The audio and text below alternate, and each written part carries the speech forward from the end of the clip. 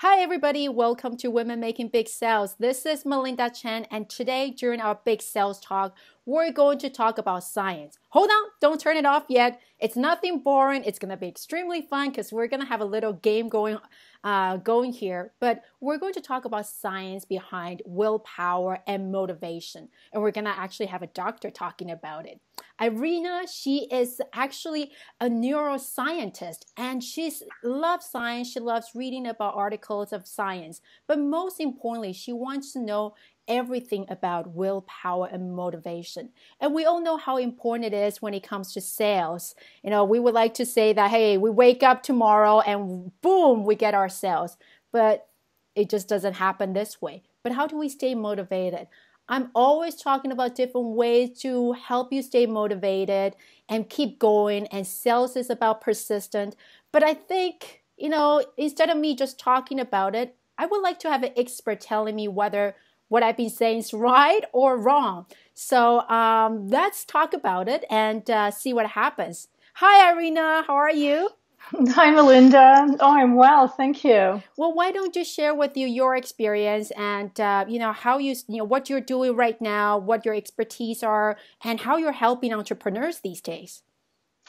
Well, I'm a cognitive neuroscientist. I have a Ph.D. in psychology, and so during my training and my postdoc at McGill, I did brain imaging studies, and neuroscience is something that I'm still interested in, even though I don't do research at a university.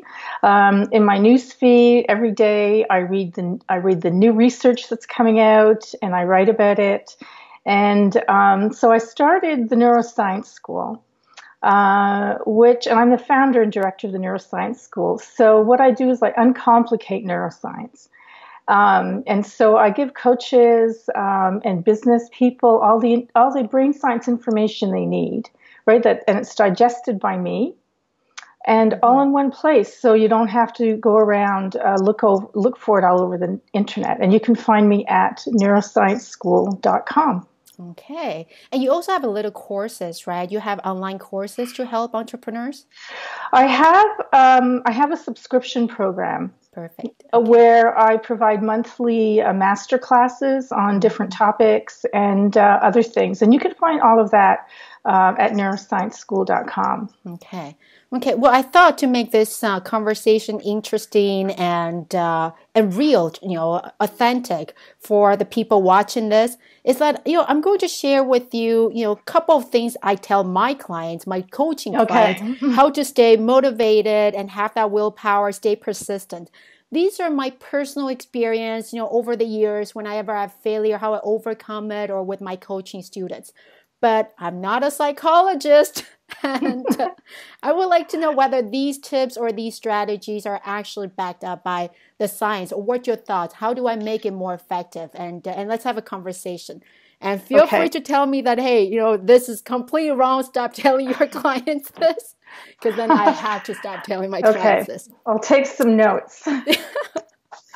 So the first tip I always tell people when it comes to sales, actually going after big clients, because most of the women we talk to, we have great motivation to go after companies, directors, and I always tell themselves to take baby step. So, even though it's a big goal, but, the first thing to overcome that fear and feeling a little bit, the fear of talking to those big decision makers is take baby step and, break it down and, take that every day, just focus on taking that baby step closer to your goal. What do you think? Oh, absolutely. Yeah, absolutely. That's exactly what the research shows is to take baby steps, and yet people really fight that because they want their big goals. Yeah. But big goals can stop you dead in your tracks. Mm-hmm. And the thing is that it's really all about the dopamine in the brain. And every time you have a success, there's an increase of dopamine. Dopamine is called also the feel-good neurotransmitter. Mm-hmm. So there's a shot of dopamine in the brain, and that lasts several seconds. And your success, and so that dopamine can predict whether you will have success on the next thing that you do or not.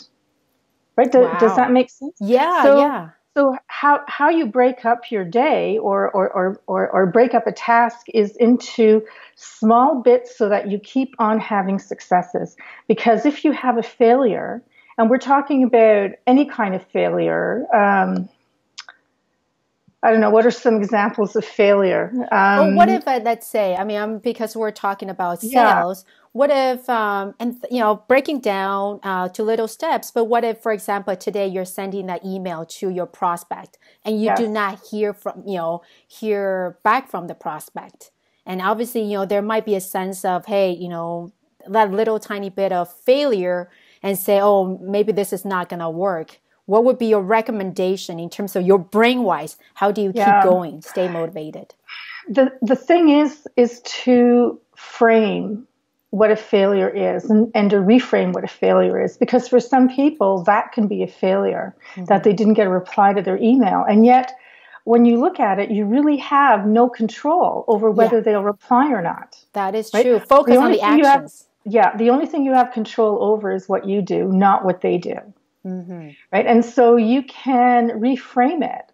How could you reframe that? You must have some ideas. Well, I usually tell my clients so that you reframe it into more of a success and not a failure. Okay, so if the fact that we always tell the clients, I focus on the action. So, for example, if just the fact that you've sent out that email, you deserve.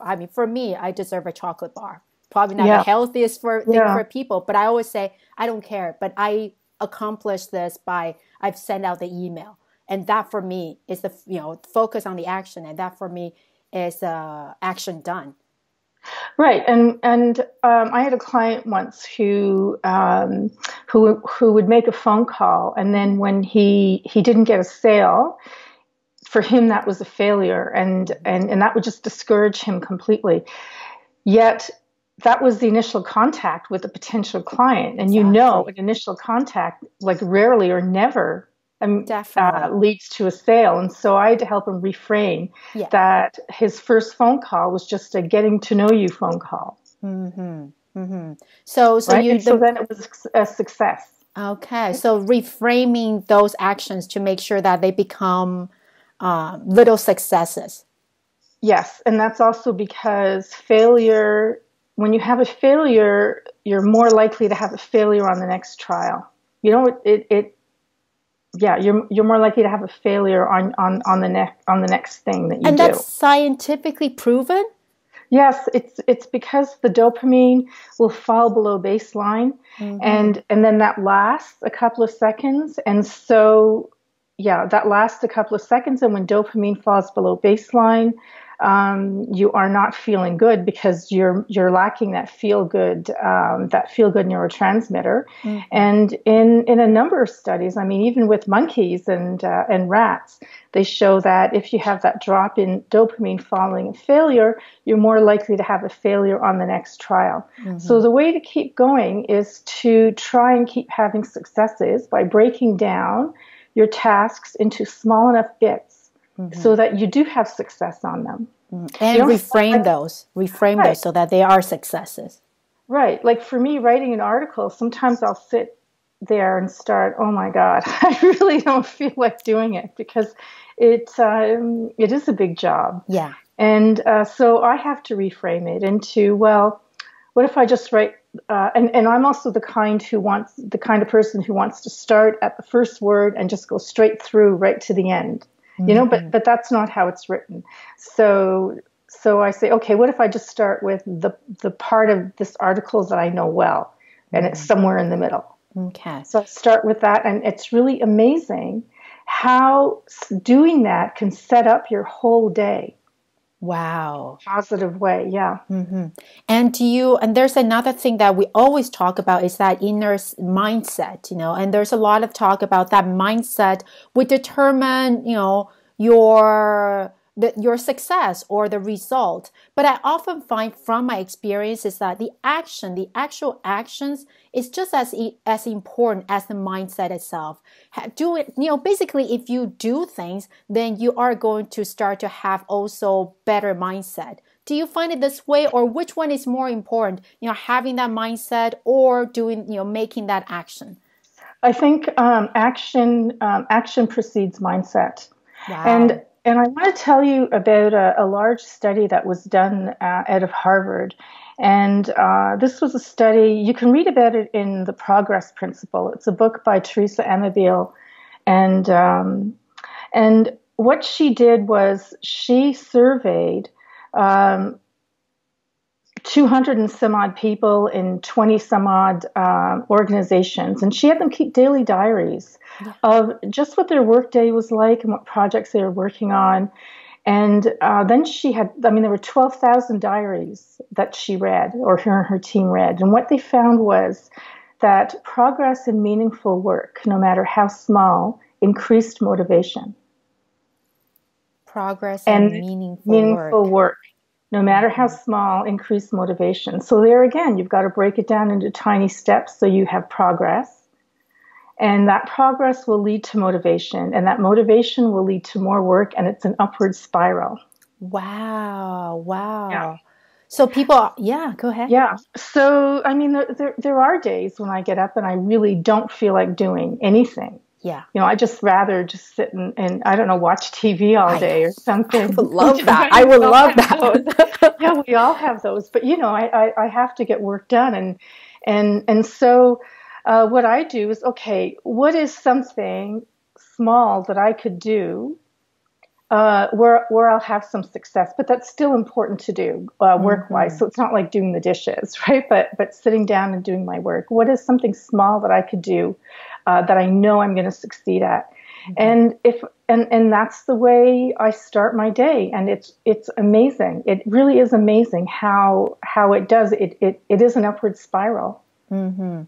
And what would you say? I mean, you've read so much, so many, so many studies. What would you say is the most important thing for entrepreneurs to stay motivated? Because let's face it, there's a lot of up and downs. It should just be a natural thing. It's completely natural. I've never heard of an entrepreneur who just kind of keep going up. So there's a lot of up and downs. And of all the studies, anything that you want to highlight?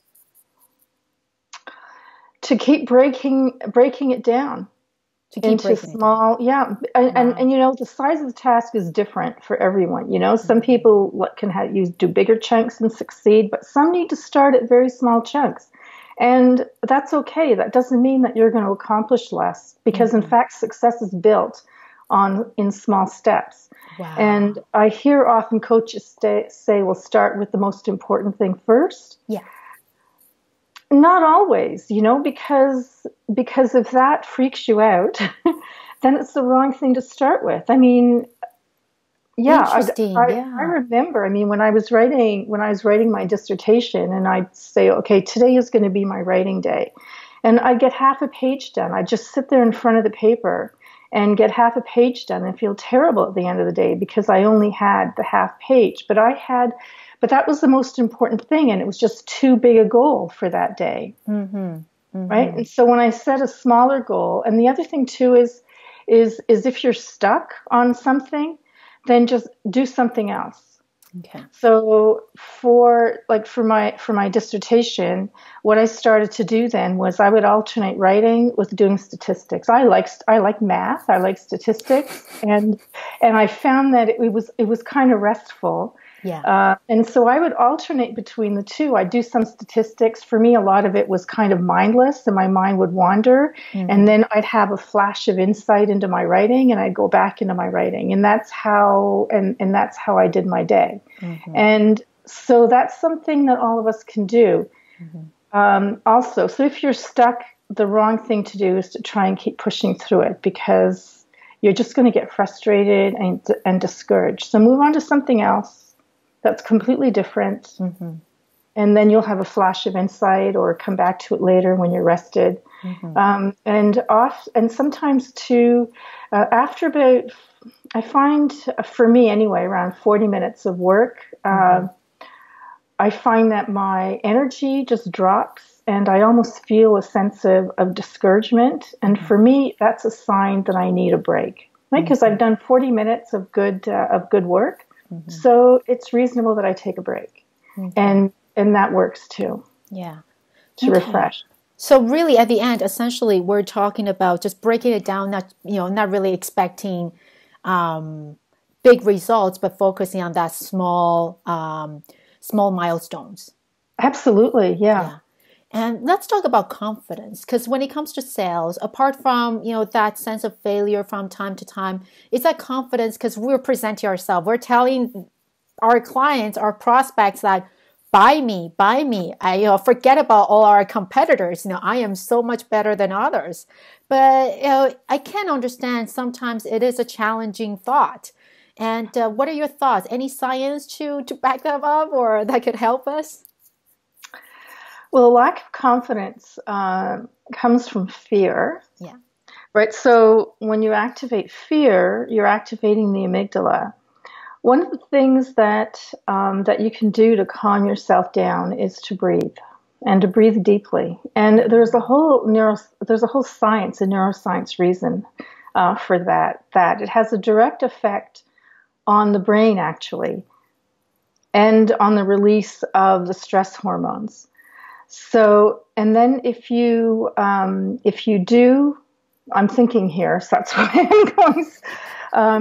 And then if you do the deep breathing at a slow level, it does calm your mind. Yeah. And then you can think more clearly and be less triggered. Okay, less triggered.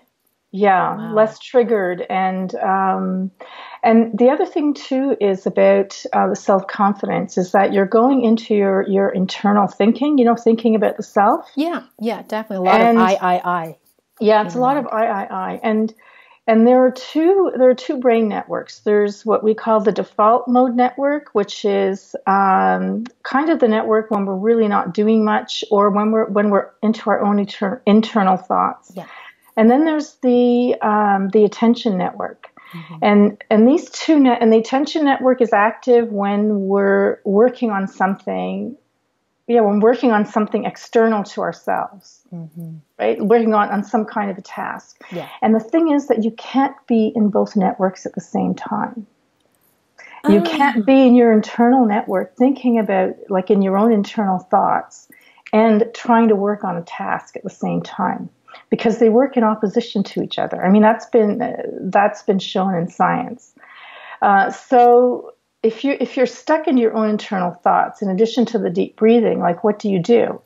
You can take your mind out of your thoughts and just out into the room, for example, or out onto the paper that you're doing, that you're looking at. When you're having your call, anything to get you out of your own internal thoughts. And so that's why action precedes mindset, because you can't.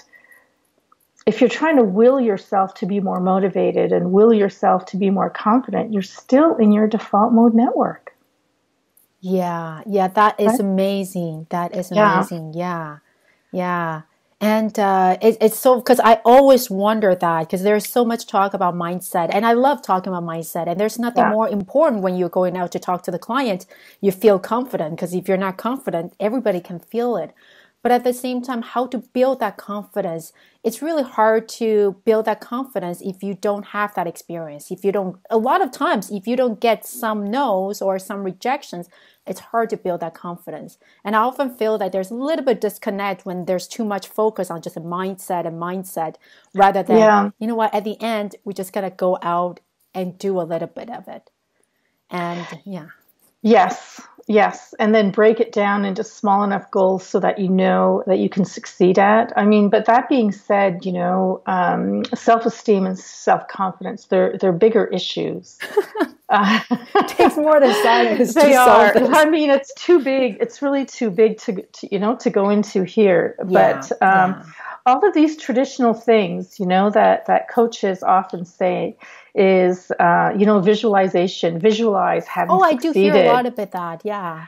That keeps you in your default mode network. And the science actually shows that it makes performance worse. No way. Wow. Absolutely. We're going to be really quiet. We will say that. Yeah, I know. But visualizing the process to get to your goal works, but not visualize having already achieved your goal. That's what doesn't work. And that's because your brain then acts as if you've already achieved the goal, and there's a drop in energy. And there's been a study that's shown that they measured the drop in energy by systolic blood pressure, and there was a drop in energy after people visualized having achieved their goal. So you're saying, I just want to make sure that everybody hear this, is that visualizing the end goal is not as effective as visualizing the process to reaching that goal. Absolutely. The process, visualizing the process is really powerful. But visualizing having achieved the end result is can make progress worse. And the other thing too is that I hear a lot of is these self-affirmations. Or mantras. Yeah. Well, the studies also show that these make people with low self-esteem feel worse rather than better. And they're designed, to help people increase their self-esteem, and yet they make them feel worse. And the reason that they make them feel worse is that on top of saying these mantras, where I'm lovable, or things like that. I'm gonna make that much money. I'm gonna make this much sales. Yeah. If they feel worse if they don't achieve that. So like it's a double whammy. Wow. So you instead, can I say that you just really focus on, and that's something we always talk about in sales, not just me, but a lot of sales experts say is that focus on saying, I'm going to make how many calls? I'm going to send out the emails. And start focus small, on action. Right? Don't say I'm going to make a dozen calls today if you're really freaked out by a dozen calls. If I make one call today, and I'll be happy with that. Yeah, that is true. Yeah, okay. That doesn't mean you can't do more. Yeah. Right after, but keep it small. Yeah. And instead of these self-affirmations, what's been shown to work is if you go back over your day and you had things that went well, things that went well, then you can say, or write down to yourself, this went well today because I am da da da da. Right. And so then the I am is kind of like that positive affirmation that doesn't work. Yeah, right, but it's kind of like that. Yeah. But the thing before this went well is the proof of the affirmation. So you have to have the proof, and then you have that affirmation. Yes. So, and you can find, and it's not, I did this well today. It's that this went well today because I am good at appeasing clients. Or things like that. Mm-hmm. But it's always, this went well today because I am ... That's amazing. And one thing I always wonder, and that's what I find helpful, but I would love to hear your feedback is, again, back to that fear, there's a lot of fear of selling, sales. And I mentioned to people that if you take, again, back to that baby step, if you take that baby step or small action, you will get over the fear, meaning that you get used to not the fear, but you get used to the feeling of selling to people. Do you eventually get used to, or do you eventually get used to making calls? For example, if people hate cold calling, absolutely hates it. And I always tell people, do one little thing, maybe just even hang up, make the dial and hang up right away. But eventually you'll get used to that feeling. Is that scientifically proven, or am I just, I don't know. I haven't looked at that, but I know, like with my own experience I don't do cold calls. No, of course not. You wouldn't need to. But in my own experience with public speaking, I was one of these who had a big fear of public speaking, and I was determined to get over it. Okay. And I started with a teleseminar, and it was a disaster, the first one. But I read everything; nobody could see me, so it was. And I did a few of those. And I found that they got easier. So what you're saying is right. If you can do it in a way that you're just pushing your comfort zone a little bit and not too much, because if you push it too much, the fear will set in. again. And it all depends on what your fear tolerance is. But if you push it too much, then a big fear might set in and stop you. So you want to push your comfort zone a bit. And so that's how I started. And today when I speak, we are recording right now. You know that people can see you, right? I know. I'm not a polished speaker. I haven't been to Toastmasters. I have a lot of and ahs. Wow. But just the thought of going to Toastmasters and trying to eliminate these ums and ahs is kind of scary. And I get my message across, and that's all that matters, really. Yeah, we tend to be very critical of ourselves rather than, And do you find that, and let's talk back to that, when people are trying to sell, there's a lot also that sense of perfection. You're trying to craft the perfect email. You try to craft, that perfect message. You're trying to look perfect during a networking event. And then you get to have that big sense of overwhelming, feeling overwhelmed and say, oh, how can I do this? This is too much.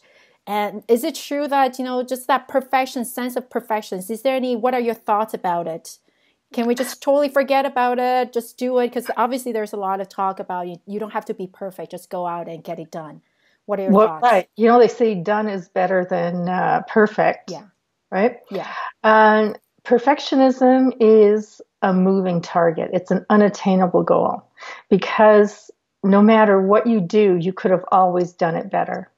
And so people who are perfectionists, they always have this dissatisfaction with what they're doing. Wow. Yeah. Right? Because you'll never get there. And then that comes back to what you just said about having to constantly feel that sense of little small wins or quick wins or small successes. So that just totally contradicts what you opposite of what you wanted to happen. Exactly. Exactly. So, I don't know what else to say about perfectionism, but it's an unattainable goal. So you're setting yourself up for failure. And what have you seen in today's world, apart from taking little step and breaking down the process? Do you see any other techniques? I'm really trying to pick your brain and really make the most out of this. And I know your program would talk a lot more about these topics. But do you have any other tip that you think people should definitely give it a try? Diet. No. Diet. That's don't say absolutely. That. Why? I just told you, if I do something good, if something good happen, good action, I reward myself with a little chocolate bar. But I'm not talking about. So anyway, let me just say. So diet has a large effect on mood. It can help decrease anxiety, and also it helps with healthy aging. It maintains cognitive functioning into old age, and the brain atrophies or shrinks with age, and there's less atrophy with a healthy diet.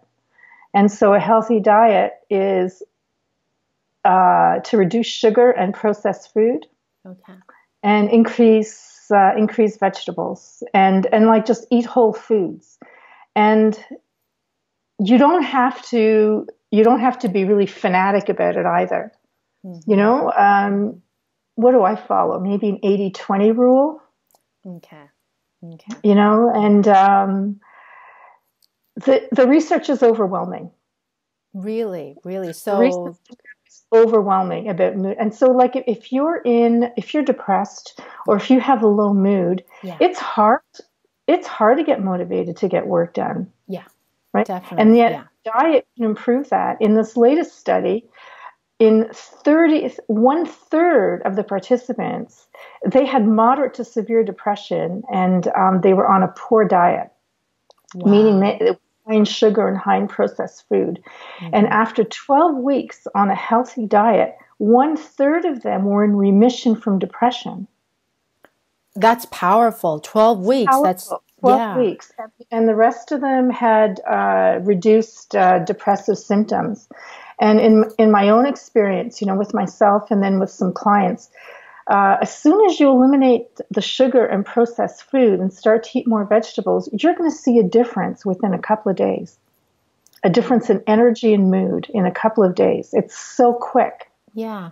I'm amazed by the fact, and correct me if I'm wrong, I am amazed by the fact that, there's a lot of information out there about sales, about mindset, about, life or coaching. But at the end, we get back to those fundamentals. And a lot of things I share, I ask you about, they're not all coming from me. These are a lot of people with years of sales experience. And we always talk about focus on actions, focus on the small actions, and, reward yourself for your actions rather than results. And even now we're talking about simple diet and even just simple diet. These are just, not only just because, these are really fundamental lessons that we've always known for the past 20, 30, 40 years, even science is supporting that. Yeah. The research now is about diet and brain health is overwhelming. It's fairly new, the research. Yeah. It's overwhelming. And in the end, you can't have a healthy mind without a healthy body. It is not possible. I feel like, what's good for the body is good for the brain.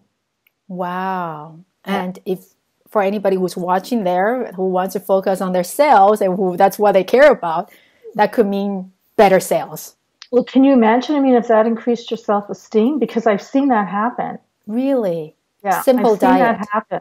Yep. Someone who was a big junk food eater who eliminated the junk food. And that's all that, not because they lost weight, they went exercise, they did tons of big changes. And we're talking about within 2 days.